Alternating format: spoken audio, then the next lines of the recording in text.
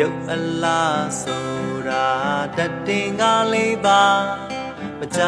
ခင်အောင်မင်းယုံရွင်ပြက်စီလားတရားကိုဆွဲလန်းတတ်မှချင်းမလေးစွာကျွေဝါချမ်းသာဒါတွေဟာမမြဲပါ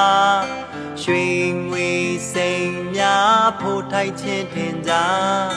တိတိချပြန်တွေ့ရေတော့တိလာရာ